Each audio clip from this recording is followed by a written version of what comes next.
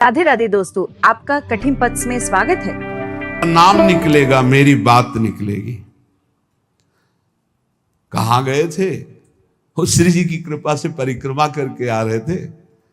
श्री जी ने ऐसी प्रेरणा की परिक्रमा होके आ रहे। और कैसे बड़ी कृपा है लाडली जी की, नहीं और सब कैसे, बस श्री जी की बहुत कृपा है, बड़ी करुणामयी है। अपने जैसे अधमों को स्वीकार शुरू पिंड छुड़ाना उसको मुश्किल पड़ जाएगा। ऐसे प्रेमी हैं, खड़े खड़े वो ऊब जाएगा, कब भागो। वो चर्चा वृंदावन प्रिया जो लाडली लालो के,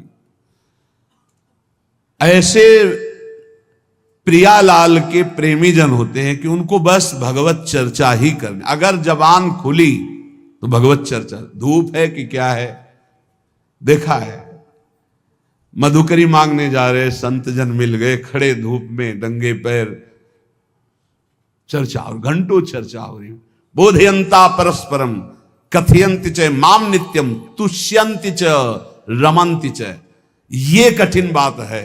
चर्चा करते तो बहुत मिलते हैं, पर तुष्यंति च रमंति च, उसी में संतुष्ट होगा, आनंदित, उसी में रमण कर रहा है, उसे कोई चाह नहीं। भगवत चर्चा हुई मानो पेट भर गया। कितनी अहोभाग्य, 1 घंटा से भगवान की चर्चा हो रही, प्रियालाल की चर्चा हो रही। आगे कह रहे हरि को भजन, साधु की पहचान हर समय भजन परायण। कोई माला से जप रहा है, कोई बिना माला से जप रहा है। बिना माला से जपने वालों की पहचान होती है, वो गुरु प्रसाद से जागृत होती है। एक दृष्टि में पता चल जाएगा ये बहिर्मुख है या अंतर्मुख होकर नाम जप कर रहा है। जहां एक दृष्टि गई तो पता चल जाता है। अंतर्मुख का एक अलग होता है, वो एक कुछ अलग चेहरा हो, चाहे जितना वो छुपाना चाहे नहीं छुपा सकता। एक दृष्टि में पता चलता है नाम जापक है, अंतर से में नाम चल रहा है। और चाहे जितना दिखाना चाहे, मान लो ऐसे बाहर, तो अंतर में पता चल जाएगा ये केवल सामने की बात है, अंतर में इसके नहीं चल रहा है। दोनों बातें भजन करने वालों को अपने आप पता हो जाती है। उपासक, संत, भागवत, महाभागवत, इन सब की पहचान भजन से ही है।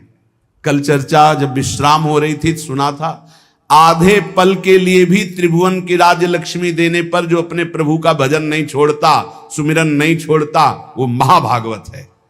तो हरि को भजन ये प्रधान बात है। मुंह खुले तो भगवत चर्चा और मुंह बंद तो नाम चल रहा है।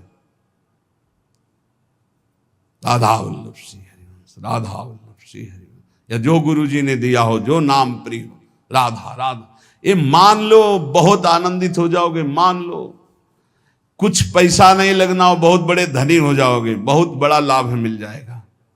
ये सब पुण्य रुई का ढेर समझो, एक अपराध बन जाए सब भस्म हो जाएंगे। नाम सोना है, सोना जितना तपेगा उतना ही चमकेगा, नष्ट होने वाली नहीं, अविनाशी वस्तु है। कमा लो ये सोना, ये जो सोना है, सोना, ये सोना वास्तविक सोना, इसी सोना में सोवत पांव पसार। पूरी रात निकल जाए, जब नींद ना आवे, मंत्र चले, तब समझो। इसके लिए कभी सर्दी में कंबल नहीं उड़े गए, इसी बात के अभ्यास के लिए कभी कंबल नहीं। जो नीचे मार्किन पहने वही मार्किन उतार कर ऐसे पैर से फंसा के सर, पूरा शरीर कांप रहा है। मंत्राकार वृत्ति, पेट में अन्न नहीं, ऊपर वस्त्र नहीं, गंगा का किनारा, भीषण सर्दी, 1 मिनट नींद नहीं, मंत्राकार। 4 बजे गंगा में फिर खड़े हुए। ऐसे थोड़ी भागवती की वृत्ति बनाई जाती है। ऐसे लगा जाता है जैसे गरीब आदमी ओवर टाइम करके पैसा कमाता है, किसान आदमी रात दिन लगा रहता है। ऐसे कायर पुरुष थोड़ी भजनानंदी होते हैं। ये शरीर को बहुत दुलार करने वाले भजनानंदी नहीं होते। सच्ची मानिए, जितना सुख शरीर को दोगे उतना अध्यात्म सुख से हीन होते चले जाओगे। मारो इस प्रकृति जन्य की अधीनता को, तुमने जो स्वीकार कर रखी।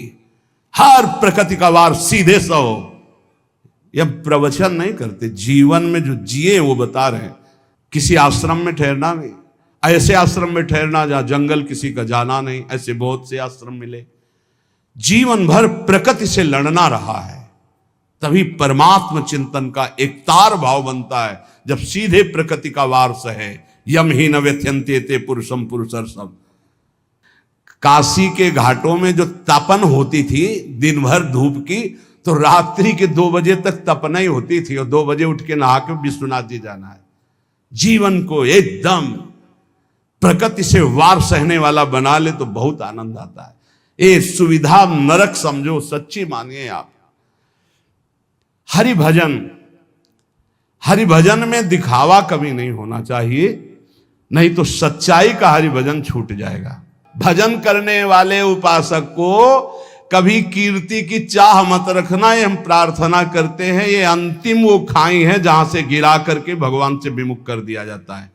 दिन है तो रात आएगी, रात है तो दिन आएगा, ऐसे देखना हम तुमसे कहते हैं। ये सब केवल बाहरी है। आंतरिक श्रद्धा अटूट होती है, बाहरी श्रद्धा में कोई दम नहीं होती। हम इन श्रद्धाओं की दम नहीं होती। इनको तो हर गली में खड़ी होना, जहां वाह वाह वहीं खड़े हो गए। श्रद्धा वो होती है अटूट, कि चाहे जैसी परिस्थिति हो, चाहे जैसी घटना हो, मैं आपका हूं तो सिर्फ आपका हूं। वो होंगे अंगुलियों में गिनने वाले, वो अंगुलियों में गिनने वाले होते हैं। इसलिए साधु की सेवा पहचान, स्वयं साधु होते हुए साधु की सेवा, और निरंतर हरिभजन, और सर्वभूत पर दया, समस्त जीवों पर दया का भाव। दया बिना साधु कसाई, पर ये भी दया करी तो आफत आई बड़ी। कैसे तुम्हें बताए, मतलब बहुत विचित्र गति। आध्यात्मिक आनंद की प्राप्ति के लिए बिल्कुल व्यवहार शून्य जीवन जो जिया गया, उसमें बिल्कुल विपरीत जीवन प्रभु ने यह किया है।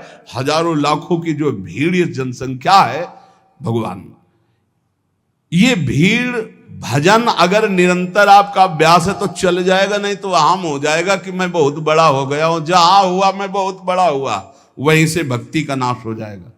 ये सम्मानम कल्यात घोर गरलम नीचापमानम सुधाश्री राधा मुरलीधरो भज सके वृंदावन मात्यज। ए भाई, कभी भूलकर भगवान से यश मत मांग लेना कि हमारा भी नाम हो जाए।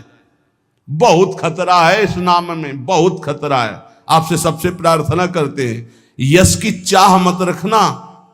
उर्कछु प्रथम वासना रही, सो प्रभु पद सरित प्रीति सो बही। बहा दो वासना को। अगर कोई वासना रहेगी तो बहुतायत में मिलेगी, क्योंकि मेरा मालिक सबसे पहले अंदर की वासना की पूर्ति करता है। विभीषण जी के पहुंचने पर सबसे पहले लंकाधिपति का अभिषेक किया। इसलिए साधक अंदर की वासनाओं को देख लो। अगर कोई भी वासना तो हटा दो, नहीं मेरे स्वामी का स्वभाव है पहले तुम्हें वासना की चीज फेंकेंगे, ले, और जब घृणा हो जाएगी तब आगे बढ़ा देंगे।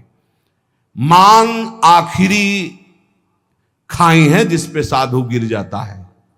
इसीलिए सबसे पहले सिद्धावस्था की सीढ़ी पे निर्माण लिखा है। निर्माण अमोहा जित संग दोषा।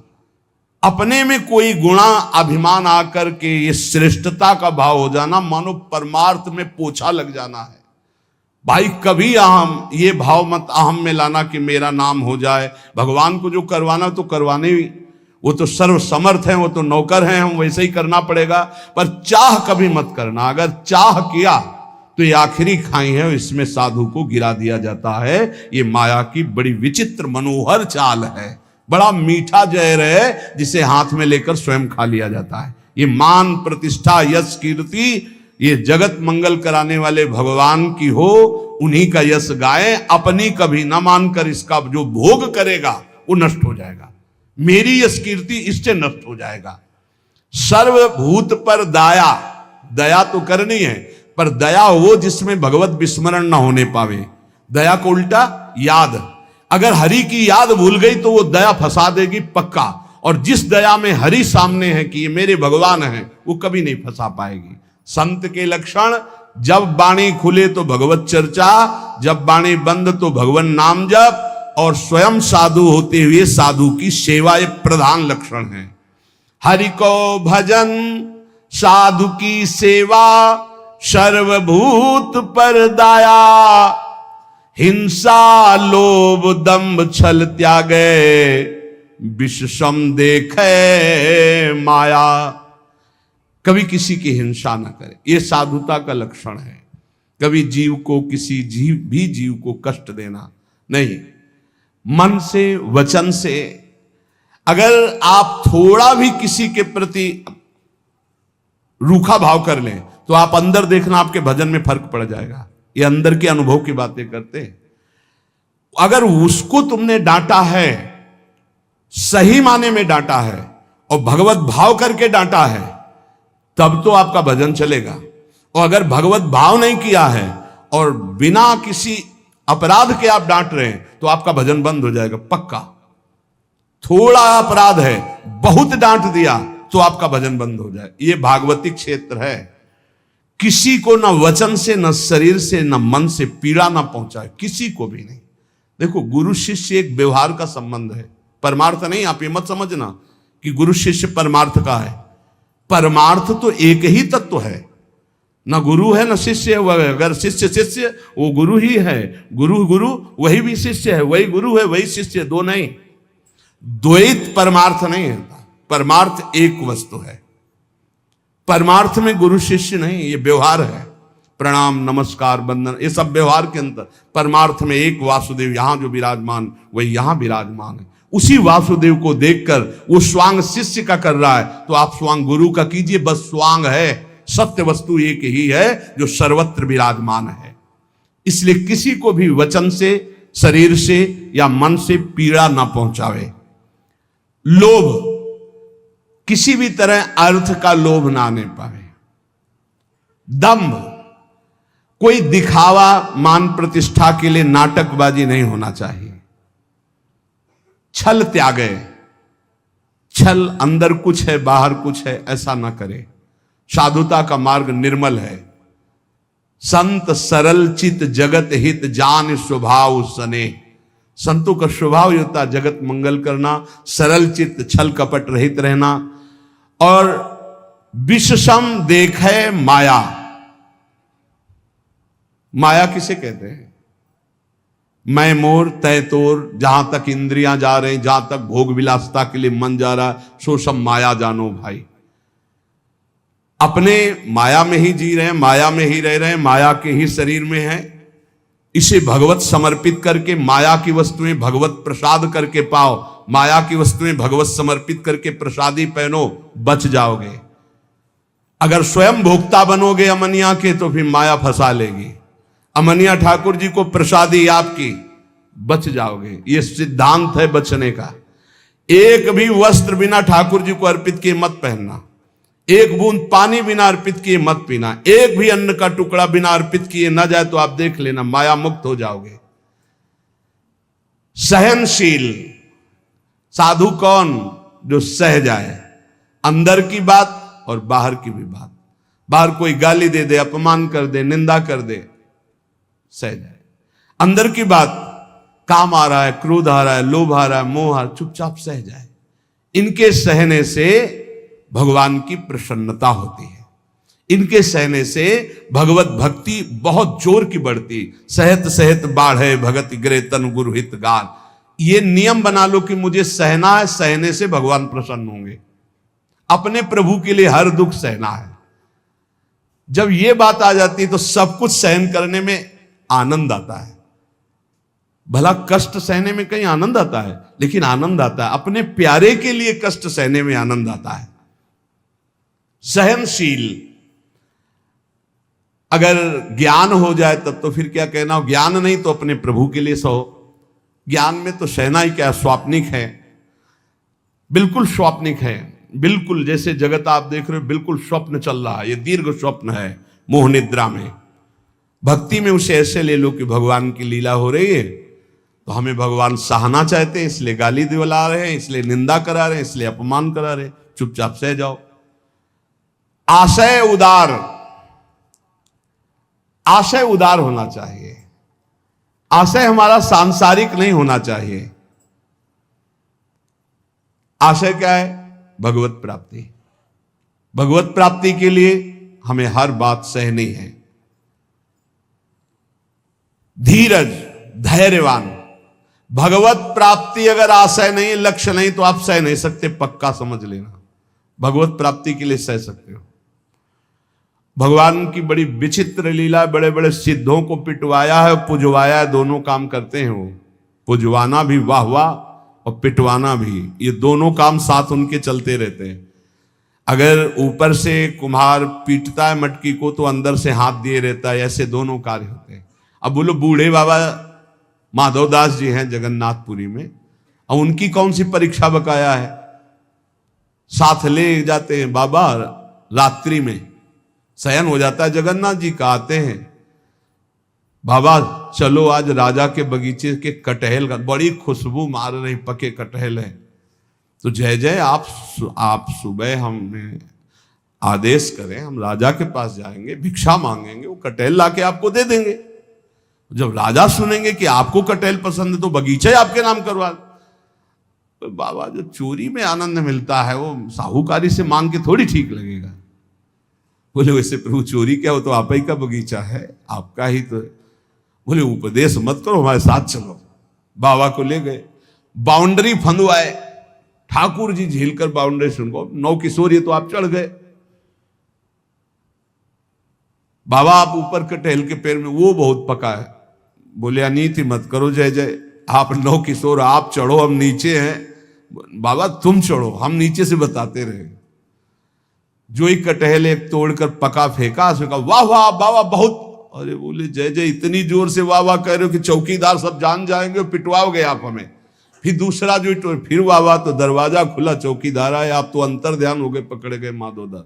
रात्रि का समय तो 10-5 डंडा होता, पर जब देखे कि कौन है तो पता चला कि तो माधोदास बाबा। तब सुबह राजा के सामने पेशगी हुई। राजा तो उतर कर साष्टांग दंडवत हुआ, अरे महाराज आप आदेश कर देते तो जितने कटहल लगे सब आपकी कुटिया भिजवा देते, आप ऐसा।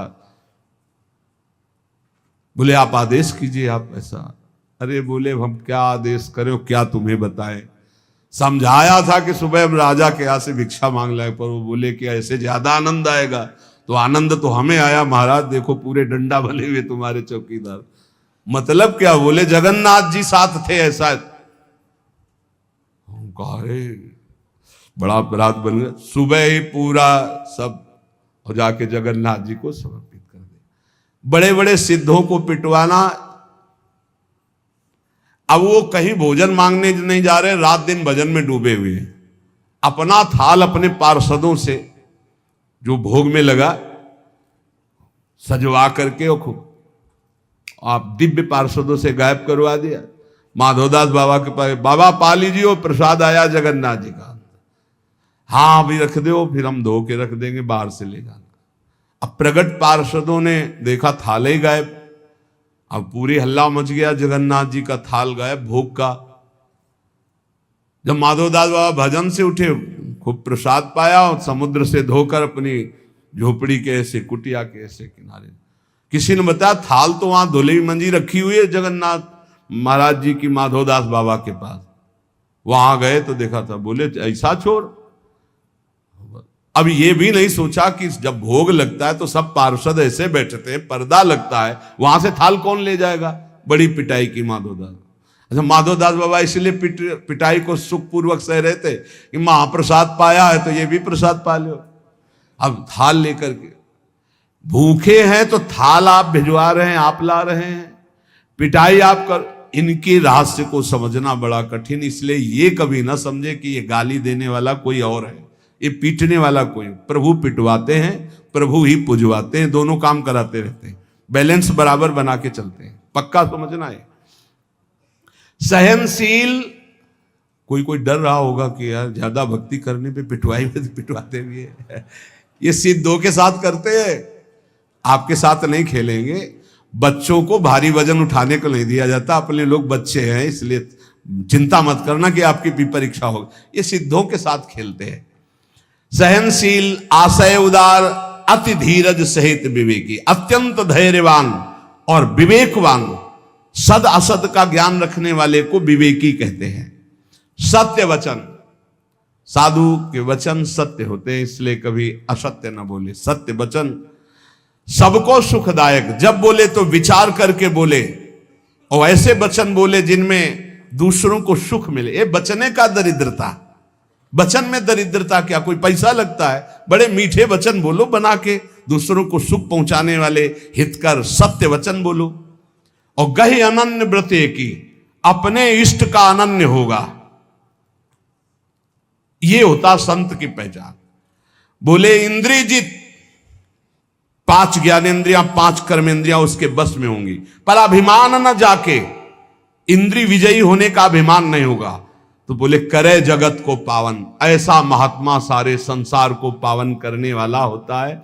भगवत रसिक तासु की संगति, तीनों ताप न सावन, ऐसे संतों की संगति तीनों ताप, दैहिक दैविक भौतिक सब तापों का नाश करने वाला होता है। तो श्रीपाद कहते हैं कि वृंदावन में यदि ऐसे रसिकों का संग मिल गया तो आप ये जान पाओगे कि वृंदावन में जो कुकर शूकर जीव जंतु हैं सब भजनानंदी परम हंस हैं, महापुरुष हैं। वृंदावन मनु विंदाम्य हम अपि देहम स्व सुकरादि नाम। इसलिए मैं भी ये इच्छा करता हूं कि मेरा शरीर अगर छूटे और प्रियालाल ना मिले तो मैं सुअर कुत्ता वृंदावन का बनूं, बाहर ना बनूं। और ये यहां का सिद्धांत है, यहां जिसका शरीर छूटता है उसे बाहर नहीं भेजा जाता। कीड़ा मकोड़ा पशु पंछी जो भी बनेगा वो यहीं का बनेगा। मेरा जन्म वृंदावन में ही हो, किंतु अन्य जगह देव शिरोमणि दुर्लभ शरीर मुझे ना मिले। मुझे वृंदावन में सूकर कुकर आदि भी बन, क्योंकि यहां कभी रसिकों की जूठन मिलेगी, प्रियालाल के गुण गाने वाले रसिकों के दर्शन होंगे, प्रियालाल का यश सुनने को मिलेगा, और जब इसी रज में शरीर छूटेगा तो प्रियालाल की प्राप्ति हो जाएगी। संत वचन, महापुरुषों ने जगत मंगल के लिए उपदेश किए हैं। ये जो पीछे आपने सुना होगा यम नियम धारण करना चाहिए, अगर यम नियम धारण करता है तो उसमें बड़ी दिव्यता आती है। यम नियम आसन प्राणायाम प्रत्याहार धारणा ध्यान समाधि यो अष्टांगानी, योग के ये 8 अंग हैं, 8 अंग हैं। यम नियम आसन प्राणायाम प्रत्याहार धारणा ध्यान और समाधि, ये अष्टांग योग कहलाता है। पर यम नियम हर उपासक के जीवन में होना चाहिए, चाहे जिस मार्ग का हो। ये यम नियम सब संप्रदाय सब उपासकों के जीवन में होते हैं। क्या यम? ये 5 होते हैं। अहिंसा सत्य आस्तेय ब्रह्मचर्य अपरिग्रहा यमाह, ये यम। किसी की हिंसा न करना, सत्य आचरण, सत्य भाषण, सत्य विचार, किसी की चोरी न करना, सदैव ब्रह्मचर्य का पालन या गृहस्थ में उचित ब्रह्मचर्य का पालन, और अपरिग्रह, किसी से भी दान न लेना, ये यम है। अगर यम का पालन किया जाए, अपरिग्रह स्थैर्य जन्म कथंत संबोधा, अगर किसी से जिंदगी भर कोई दान ना ले, यम का और नियम का पालन करे, तो उसे कई जन्मों की स्मृति प्राप्त हो जाएगी। जैसे इसमें ब्रह्मचर्य, अपरिग्रह, आस्ते, चोरी ना करना, सत्य बोलना, किसी की हिंसा न करना, ये 5 यम हैं। इनमें अपरिग्रह, जो इन 4 यमों का पालन करते हुए 5वां अपरिग्रह, कभी किसी का दान न ले, आकाश वृत्ति से प्राप्त हुई भिक्षा या माधुकरी वृत्ति से प्राप्त हुई भिक्षा को कभी दान नहीं कहते। जो किसी से हाथ फैला के लिया जाता है उसे दान कहते हैं। आकाश वृत्ति से जो हमें भगवान बैठे बैठे दे दे, अजगर वृत्ति, ये माधुकरी वृत्ति, ये संतों के लिए रखी गई। और गृहस्थ में तो दान लेने का कोई सवाल ही नहीं, धर्म पूर्वक कमाओ और दूसरों की सेवा करना वो बात है। लेकिन तीर्थयाटन या कहीं भी जाकर कई बार मना किया है, आप गृहस्थ हो, अपनी मेहनत की कमाई का खाओ, भले आप चना चबेना से समय काटो, लेकिन किसी की हलवा पूड़ी दी हुई मत खाओ, क्योंकि आपके पुण्य बच जाएंगे। कितनी बड़ी बात है। यही यम का पालन कर रहे थे भीष्म पितामह जी। ब्रह्मचर्य, सत्यवादी और अहिंसा। अहिंसा का तात्पर्य बहुत सूक्ष्म होता है। जो धर्म विरुद्ध आचरण करने वालों को धर्म युक्त दंड देता है वो हिंसा नहीं मानी जाती।